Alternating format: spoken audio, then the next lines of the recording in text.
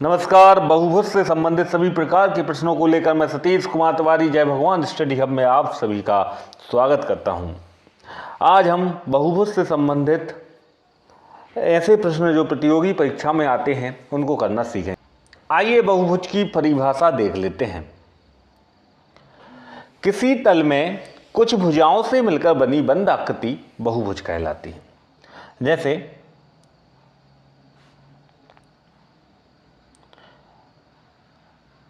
तीन भुजाओं से मिलकर बनी बंद आकृति त्रिभुज, चार भुजाओं से मिलकर बनी बंद आकृति चतुर्भुज और पांच भुजाओं से मिलकर बनी बंद आकृति पंचभुज कहलाती है। इसी प्रकार से आगे अपन देख सकते हैं, छह भुजाओं से षटभुज। ठीक है, चलिए अब देखते हैं समबहुभुज। ऐसा बहुभुज जिसकी सभी भुजाएं समान होती हैं समबहुभुज कहलाता है। ऐसा जैसे आपने समबाहु त्रिभुज पढ़ा है, इसी तरीके से समबहुभुज ऐसा बहुभुज जिसकी सभी भुजाएं समान होती हैं समबहुभुज कहलाता है। चलिए अब अपन देखें बहुभुज के अंतःकोण। देखिए बहुभुज के अंतःकोणों का मतलब रहेगा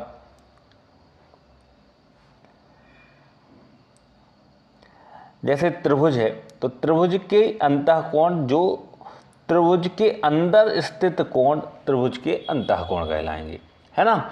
इसी प्रकार चतुर्भुज के अंतःकोण देखें तो चतुर्भुज के जो अंदर स्थित कोण होते हैं ये चतुर्भुज के अंतःकोण कहलाते हैं, है ना। यहाँ पर आप देख पा रहे हैं ये 1 2 3 और 4 ये चतुर्भुज के अंतःकोण, है ना। चलिए अब देखें बहुभुज के सभी अंतःकोणों का योग। अभी हमने आपको अंतःकोण बताए, अब किसी भी बहुभुज के सभी अंतःकोणों का योग क्या होता है यह सीखें। तो इसके लिए सूत्र आपके समक्ष है। आप इसके लिए जो सूत्र है आप देख पा रहे हैं, बहुभुज के सभी अंतःकोणों का योग बराबर होता है n-2 इंटू 180। मतलब जहां n है बहुभुज की भुजाएं कहलाएंगी। इस प्रकार के प्रश्न पूछे जाते हैं कि पंचभुज के सभी अंतःकोणों का योग क्या होगा। तो चूंकि पंचभुज में 5 भुजाएं होती है तो n का मान आ जाएगा 5। तो हम क्या करेंगे, 5 में से 2 घटाकर 180 का गुणा कर देंगे, है ना। तो जब 5 में से हमने 2 घटाए तो आ गए 3 और 3 का गुणा जब हम 180 से करते हैं तो 3 का गुणा जब 180 से होगा तो हमें प्राप्त हो जाएगा 540। अर्थात पंचभुज के सभी अंतःकोणों का योग 540 हो गया।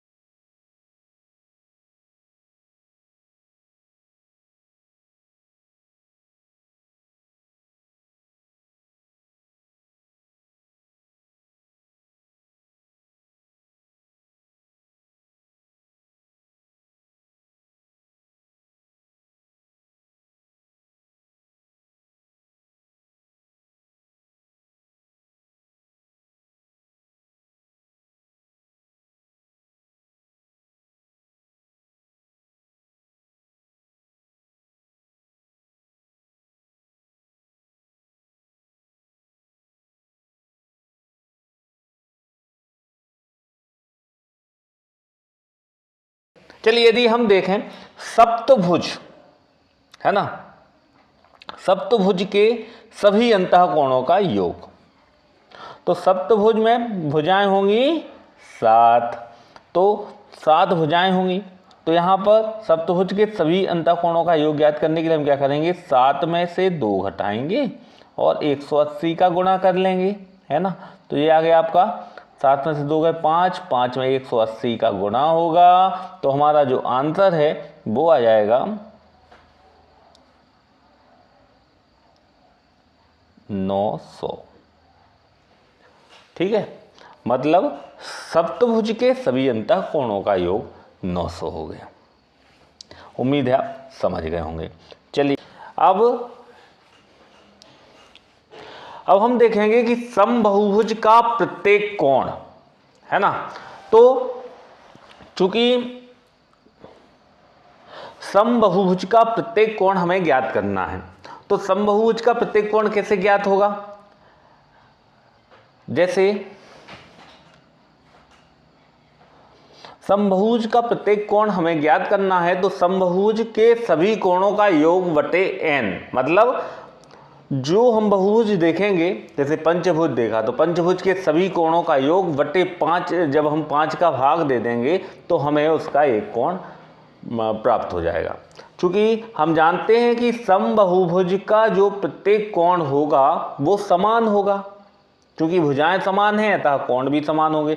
जब कोण समान होंगे तो हम क्या करेंगे कि सभी कोणों के योग में हम भुजाओं की संख्या का भाग दे देंगे तो हमें प्राप्त हो जाएगा प्रत्येक कोण का मान। तो यहाँ पर जैसे हम देख पा रहे हैं कि हमें पता है कि समबाहुभुज के सभी कोणों का योग होता है n-2 × 180, है ना। उसमें हमने n का भाग दिया तो हमें यहाँ से समबाहुभुज के प्रत्येक कोण का मान। तो जैसे ही मान लो एक प्रश्न आता है कि पंचभुज के प्रत्येक कोण का मान ज्ञात कीजिए, तो पंचभुज के प्रत्येक कोण का मान ज्ञात करने के लिए हम क्या करेंगे, इसी सूत्र में मान रखेंगे।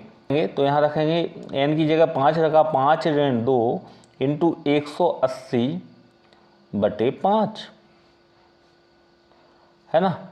तो 5 में से 2 गए 3, और 3 का जब 180 से गुणा हुआ तो आ गया 540/5, और यहाँ जब हम भाग देंगे तो हमारा उत्तर आ जाएगा 5 एकम 5 0 5 अट्ठे 40, है ना। तो 108 हमारा आंसर आ जाएगा।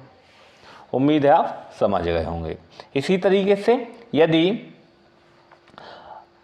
प्रश्न आता है कि समषटभुज के प्रत्येक कोण का मान क्या होगा, तो समषटभुज में चूंकि भुजाओं की संख्या 6 होगी इसलिए n का मान 6 हो जाएगा, अर्थात 6 ऋण 2 × 180/6 इसका मान आएगा।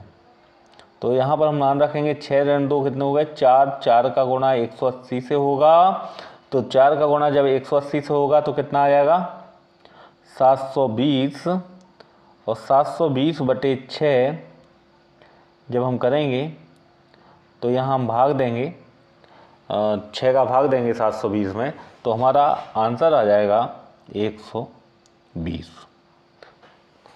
ठीक है, तो समषटभुज के प्रत्येक कोण का मान 120 आ जाएगा। उम्मीद है आप समझ गए होंगे। तो अब देखें बहुभुज के बाह्य कोण। बहुभुज के बाह्य कोण, यहाँ पर जैसे त्रिभुज है तो त्रिभुज की भुजा को यदि बढ़ा दिया जाए तो यह जो कोण बनता है, त्रिभुज की भुजा और त्रिभुज की भुजा को बढ़ाने पर जो कोण बनता है इसको बोलते हैं बाह्य कोण। ठीक है, कहीं भी हम देखें जैसे यहाँ पर हमने इस भुजा को बढ़ाया तो यह जो कोण बना यह बाह्य कोण। इसी प्रकार से इस भुजा को हमने बढ़ाया तो ये जो कोण बना ये बाह्य कोण हो गया। ठीक है, तो बाह्य कोण आप समझ गए होंगे। तो यदि आपको प्रश्न आता है कि कोई भी बहुभुज है, त्रिभुज है, चतुर्भुज है, पंचभुज है, उसके सभी बाह्य कोणों का योग ज्ञात करना है, तो यहाँ पर कोई भी बहुभुज हो, सभी बहुभुज के बाह्य कोणों का जो योग होगा वो आएगा 360 अंश। ठीक है, चलिए अब देखें हम बहुभुज के विकर्ण।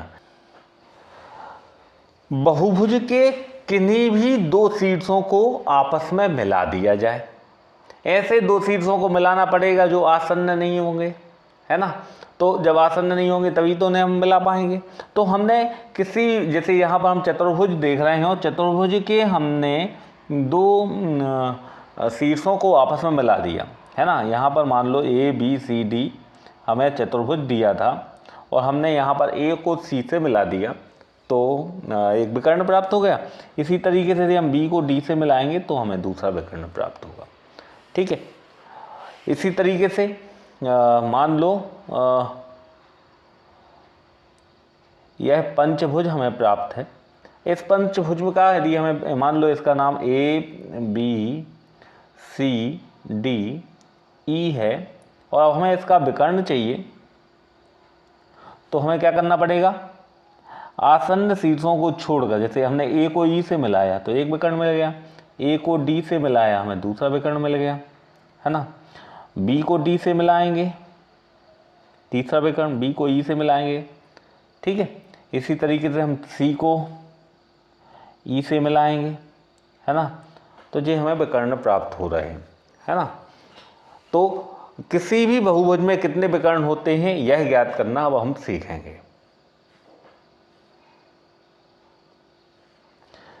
आइए, किसी भी बहुभुज में विकर्णों की संख्या ज्ञात करने के लिए यह सूत्र हमें प्राप्त है n इंटू एन माइनस 3/2। ठीक है, तो किसी भी बहुभुज में यदि हम विकर्णों की संख्या ज्ञात करना चाहते हैं तो हमें इस सूत्र का उपयोग करना पड़ेगा। हमारा सूत्र रहेगा n इंटू एन माइनस 3/2। चलिए, एक प्रश्न आता है कि पंचभुज के विकर्णों की संख्या बताइए। तो चूंकि पंचभुज में 5 भुजाएं हैं तो n का मान हो जाएगा 5 हो जाएगा। तो हमने यहाँ पर n का मान रखा 5 इंटू 5 ऋण 3/2, है ना। तो यहाँ 5 का गुणा, देखिए 5 का गुणा कैसे होगा, 5 ऋण 3, 5 ऋण 3 मतलब 2/2, 2 से 2 कट गए। तो पंचभुज में विकर्ण की संख्या आ गई 5। ठीक है, उम्मीद है आप समझ गए होंगे। चलिए, यदि मान लो अगला प्रश्न हमें प्राप्त होता है कि षटभुज के विकर्णों की संख्या बताइए। तो षटभुज में विकर्णों की संख्या बताने के लिए हम यहाँ n की जगह 6 रख देंगे, है ना। तो हमने n की जगह 6 रखा, इसी सूत्र में n की जगह हमने 6 रखा, तो 6 इंटू 6 ऋण 3/2 षटभुज के विकर्णों की संख्या हो गई। तो यहाँ इसको हल करेंगे तो 6 गुणित 3/2, और जब इसको हल करेंगे तो हमें 9 प्राप्त हो जाएगा। मतलब षटभुज के विकर्णों की संख्या 9 हो गई। चलिए, अगला देखते हैं। मान लो आ गया कि अष्टभुज के विकर्णों की संख्या बताइए। तो अष्टभुज में n का मान क्या हो जाएगा, 8 हो जाएगा। तो बस यहाँ पर हमने 8 रखा, 8 इंटू 8 ऋण 3/2। जब हम इसको हल करेंगे तो हमें प्राप्त हो जाएगा 20। अर्थात अष्टभुज का जो विकर्ण, अष्टभुज के जो विकर्ण हैं वो हो जाएंगे 20।